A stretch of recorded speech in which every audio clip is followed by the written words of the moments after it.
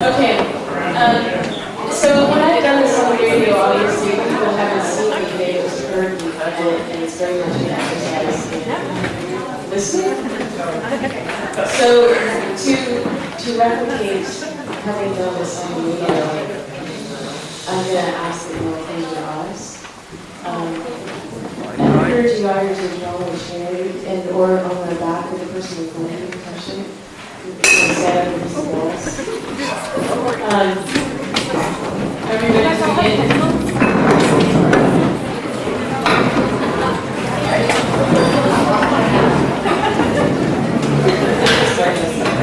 Okay.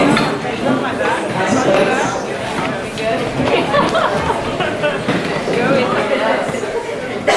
Okay.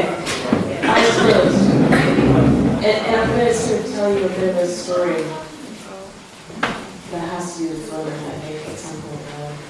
So I want you all to draw the Greyhound bus station in Cheyenne, Wyoming. I myself do not remember much of what it looked like. I do not remember the building's exterior at all, only that it sat in a flat landscape, in a town oddly quiet, seemingly deserted. It may have been a Sunday. Mountains bigger than the Tetons circled Cheyenne, creating the illusion that the bus station lay in the epicenter of a large volcanic basin. I do remember seeing the Super 8 motel when I stepped off the bus and walked into the station.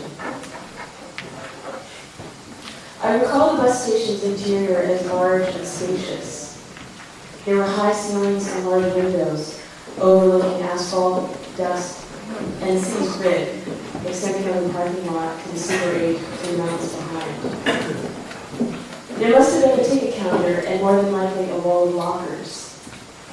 I think there was a formica tile floor. I know there was a snack bar because we had stopped there in a 3-hour layover between South Dakota and Denver, Colorado. But I cannot see the lunch counter. I only remember that I ate a tuna sandwich, seated at one of the many tables patterned again in an efficient grid. The snack bar eludes me because I had not ordered my lunch. Richard had. He had returned to our table with 2 sandwiches on a plastic cafeteria tray.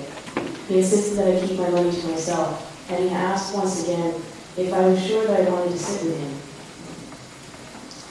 Richard had sat with me since we both boarded the bus in South Dakota.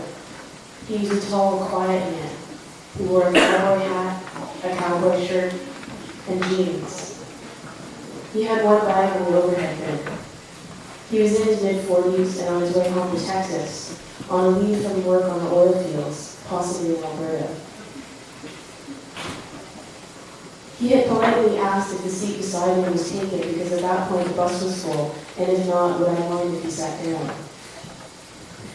His conversation was graceful and somewhat fatherly. I was 19, looked 16, and within 30 minutes of our departure to Denver, he was convinced that I was a runaway. I never convinced him otherwise.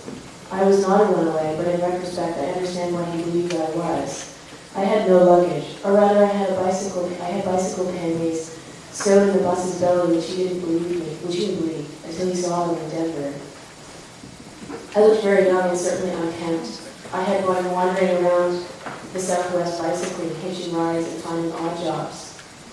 I was, and would be for many years, greatly attached to floating, an idea for identity that did, on some level, tag me as a runaway.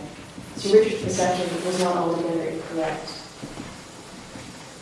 When we stopped at Cheyenne, in back of the bus stop, to have lunch, Richard told me before we got off the bus that I could not sit with him in the station, because people would talk, that they might think less of me, because he was an older African-American man, and I was a white teenage female.